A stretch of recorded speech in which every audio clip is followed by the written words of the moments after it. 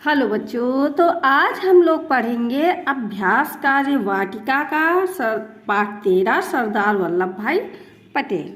सरदार वल्लभ भाई पटेल को हम लौह पुरुष के नाम से भी जानते हैं और इनके जो कार्य थे बच्चों वो इतने महान थे, उसकी वजह से हम आज भी सरदार पटेल को जानते हैं। इनका जन्म आज़ादी के पूर्व हुआ था और ये आज़ादी के बाद स्वतंत्र भारत के प्रथम गृह मंत्री बने। तो बच्चों, इस पाठ का अभ्यास कार्य जानेंगे और हम जानेंगे अपने देश के प्रथम गृह मंत्री के जीवन के बारे में, उनकी अच्छाइयों के बारे में। तो बच्चों, आओ इस पाठ का अभ्यास कार्य प्रारंभ करते हैं। दिए गए चित्र के आधार पर प्रश्नों के उत्तर दीजिए। पहला प्रश्न है, उन्हीं से संबंधित लौह पुरुष के नाम से कौन प्रसिद्ध है? तो हम सभी जानते हैं कि लौह पुरुष के नाम से सरदार वल्लभ भाई पटेल प्रसिद्ध हैं।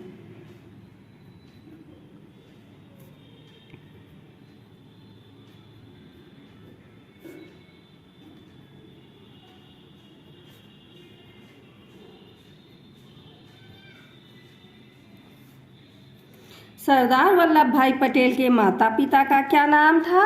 तो बच्चों, इनके पिता का नाम झवेर भाई पटेल,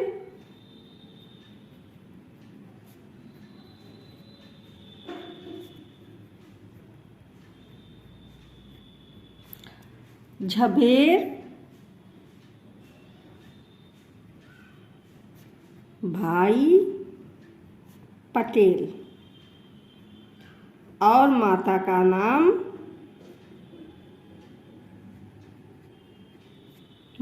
नाम लाड़बाई था।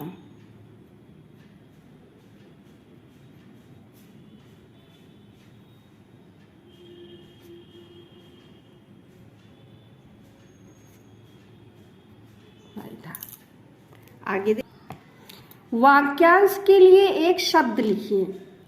वाक्यांश के लिए एक शब्द क्या होता है बच्चों? जो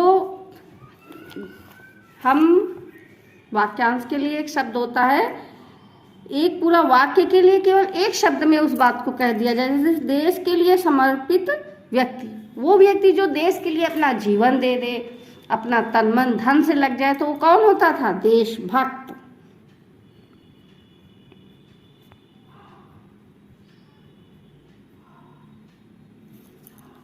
वकालत पढ़ने वाला व्यक्ति तो क्या होता है? वकील होते हैं। वकील को तो हम सब लोग जानते हैं। जहाँ अध्ययन है तो पुस्तकें रखी जाती हैं, तो वो क्या है? पुस्तकालय, लाइब्रेरी जिसे बोलते हैं।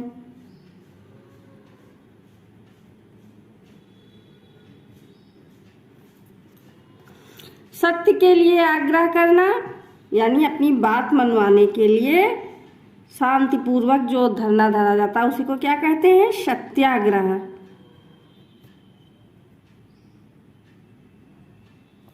खेत में काम करने वाला व्यक्ति तो हम सब जानते हैं, उसको क्या कहते हैं? किसान। किसान लोग खेत में काम करते हैं, या उसे कृषक भी कहते हैं जो खेती करते हैं। अगला है, नीचे दिए गए शब्दों का वाक्य प्रयोग कीजिए। तो वाक्य प्रयोग बच्चों ऐसा कार्य होता है कि जो ये शब्द हो गया और इसको हमें किसी न किसी वाक्य में प्रयोग करना है, और वो वाक्य इस शब्द का अर्थ भी स्पष्ट करता हो। जैसे पुस्तकालय, तो हमारे विद्यालय में एक पुस्तकालय है, ये भी हो सकता है। मैं पुस्तकालय में पढ़ने जाता हूँ, मुझे पुस्तकालय पसंद है।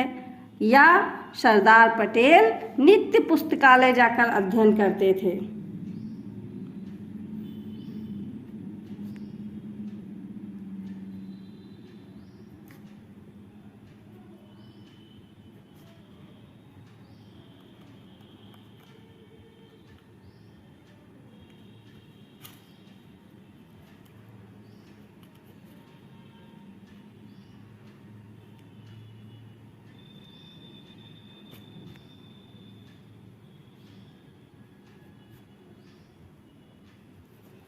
पुरस्कार, तो बच्चों पुरस्कार पाकर तो सभी बच्चे खुश होते हैं, तो हम यही बना देते हैं। जब विद्यालय में पुरस्कार बांटे गए तो सभी बच्चे बहुत खुश हुए।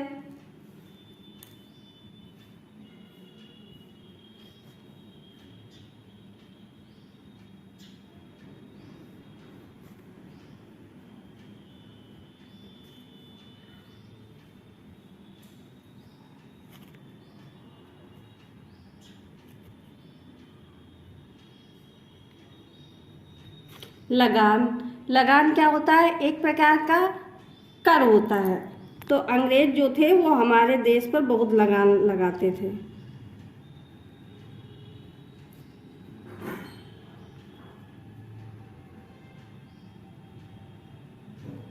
अंग्रेजों ने किसानों से लगान वसूल किया।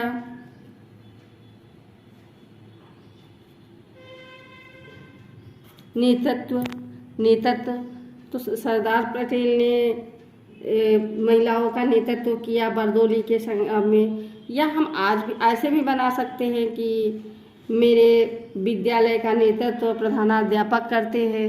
जो व्यक्ति किसी चीज़ को, किसी संगठन को चलाता है उसको नेता या और उस चलाने को क्या कहते हैं? नेतृत्व कहते हैं।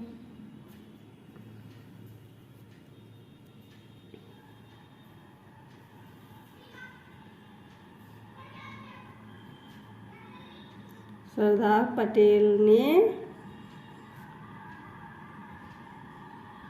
किसानों का नेतृत्व किया।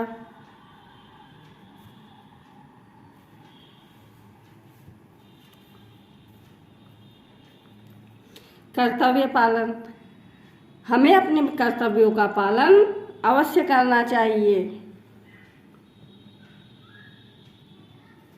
हमें अपने कर्तव्य का पालन पूरी निष्ठा से करना चाहिए।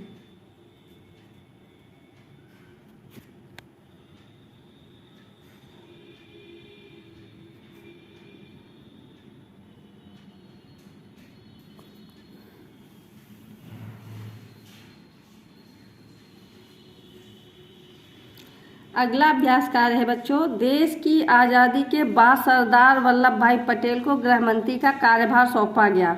वर्तमान समय में देश के गृह मंत्री कौन है? तो वर्तमान समय में देश के गृह मंत्री हैं हमारे देश के इस समय अमित शाह।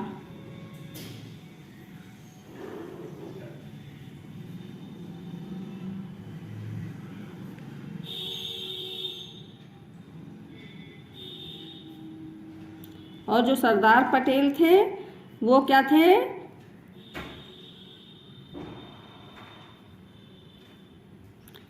देश के पहले गृह मंत्री थे।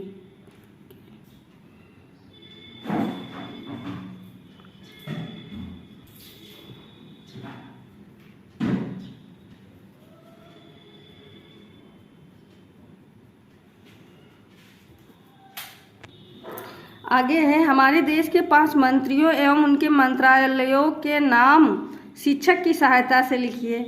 हमें यहाँ मंत्रियों के नाम लिखने हैं और मंत्रालयों के नाम लिखने हैं। तो बच्चों और लिख लेते हैं। तो बच्चों अमित शाह तो क्या है? हमारे देश के गृह मंत्री अमित शाह। उसके बाद रक्षा मंत्री हैं राजनाथ सिंह।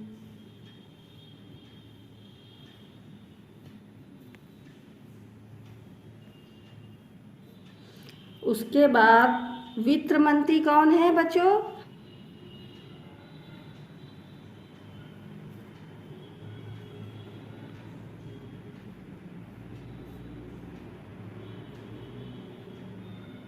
यह महिला वित्त मंत्री हैं अमित शाह। और रेल मंत्री कौन है?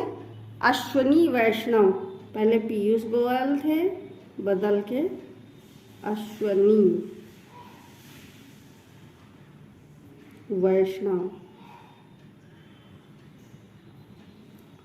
और शिक्षा मंत्री धर्मेंद्र प्रधान हैं।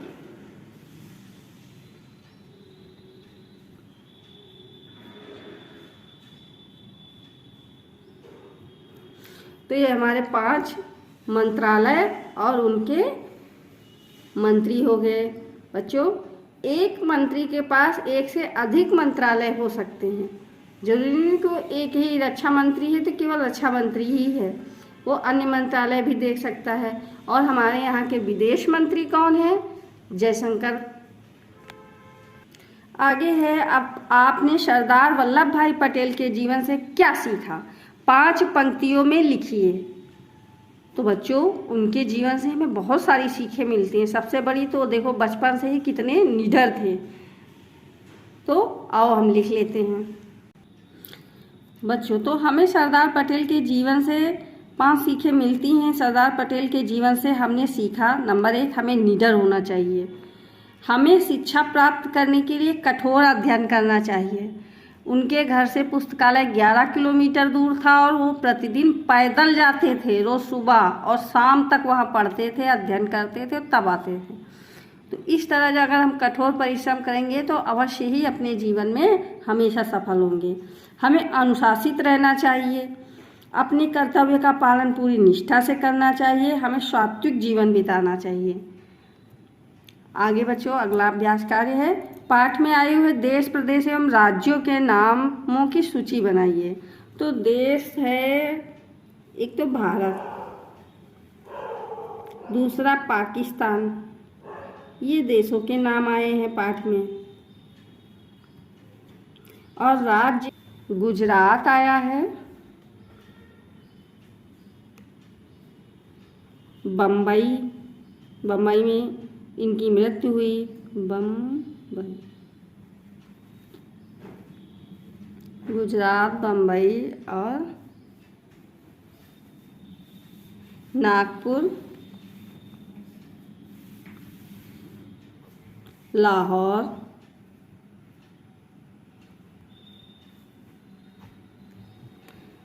आदि नाम आए हुए हैं। अगला है, घटनाओं व तिथियों को सुमेलित कीजिए, मिलाना है। सरदार पटेल का जन्म कब हुआ था? तो सरदार पटेल का जन्म हुआ था 31 अक्टूबर 1975 को। बच्चों, हम लोग एकता दिवस के रूप में भी इनका जन्म दिवस मनाते हैं। अभी 31 अक्टूबर आ रहा है ना, तब मनाया जाएगा। बारदोली सत्याग्रह कब हुआ था? सरदार पटेल को भारत रत्न सम्मान कब मिला? तो बच्चों, सन 1991 में इनको भारत रत्न का सम्मान। भारत छोड़ो आंदोलन अगस्त 1942 में हुआ था।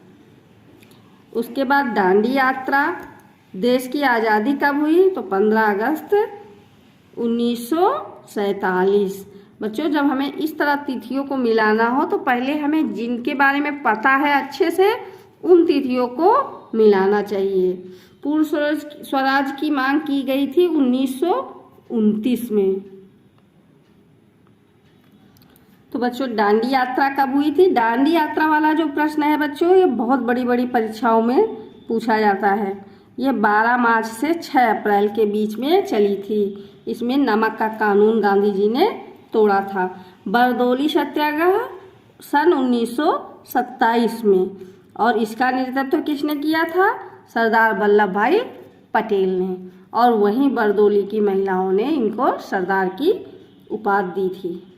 तो बच्चों, सरदार वल्लभ भाई पटेल के नाम से एक यूनिटी ऑफ स्टैच्यू बना हुआ है, जो विश्व की सबसे ऊंची मूर्ति के रूप में स्थापित की गई है।